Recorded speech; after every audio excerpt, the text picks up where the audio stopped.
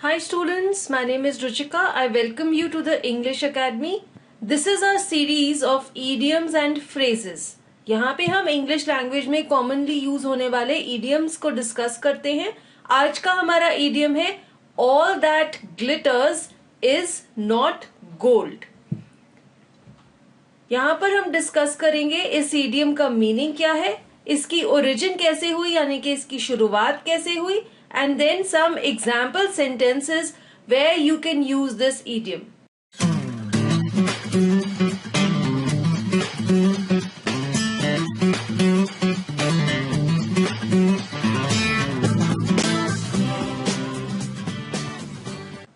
All that glitters is not gold.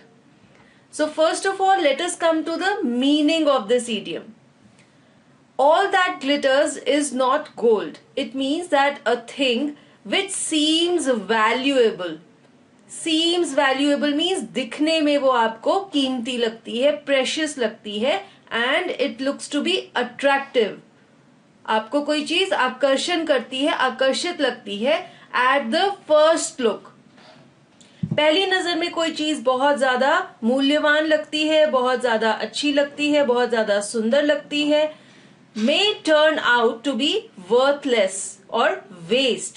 लेकिन बाद में जब आप उस चीज को यूज करते हैं, उसके साथ इंटरैक्ट करते हैं, then you find out that it is worthless, it is a waste, it is not at all useful, it is a junk. ऐसी चीज के लिए, ऐसे इंसान के लिए, ऐसे एक्सपीरियंस के लिए आप कह सकते हैं all that glitters is not gold. यानी कि कोई चीज चमक रही है और आपको ऐसा लगता है कि वो सोने के जैसी मूल्यवान है, लेकिन जब आप उस चीज को यूज करते हैं, जब आप उस चीज को इंटरैक्ट करते हैं, तब आपको ये चीज लगती है कि वो इतनी प्रेशियस नहीं है. Now let us see how this idiom has originated. इसकी शुरुआत कैसे हुई. This expression was used in the 1400s.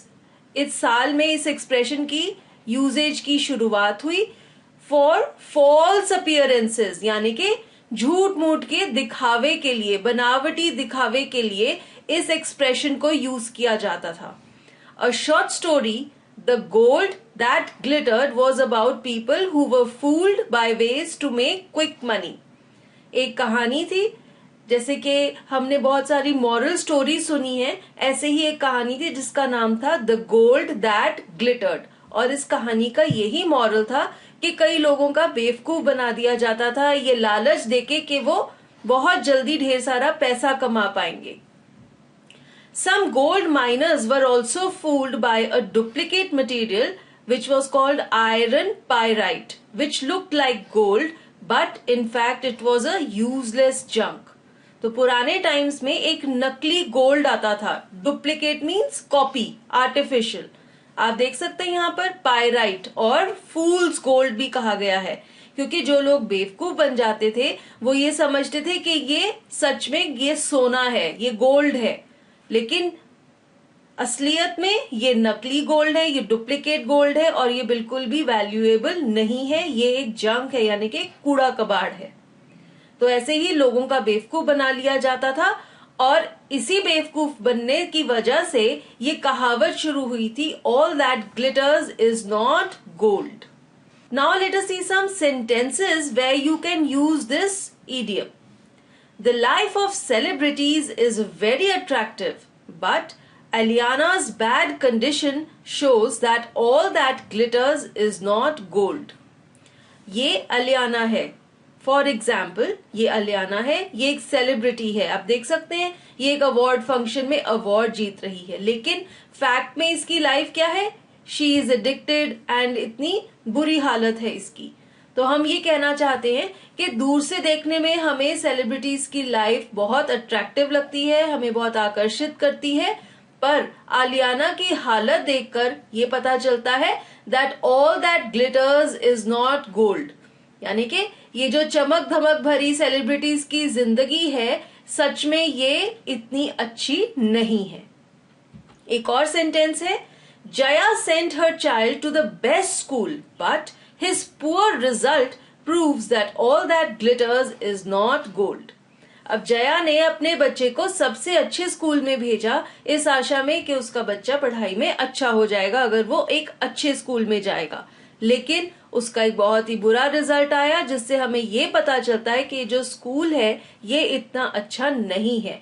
और इसलिए हम ये कह सकते हैं that all that glitters is not gold, यानी कि ये जो स्कूल कहने में इतना अच्छा माना जाता है सच में ये इतना अच्छा नहीं है। एक और सेंटेंस है, Rita was Tina's best friend but when she leaked her secret it proved that all that glitters is not gold।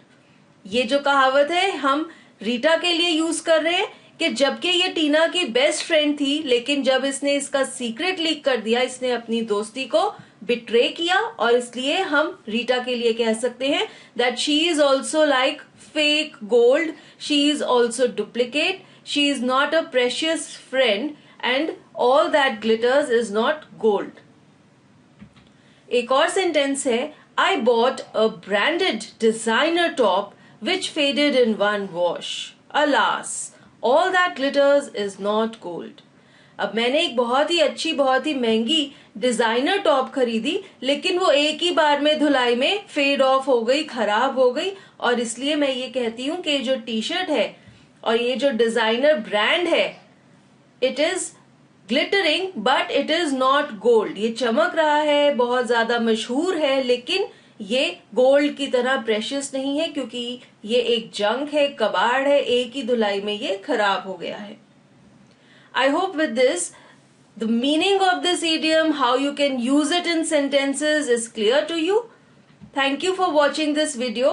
For more such videos, do subscribe to our channel, The English Academy.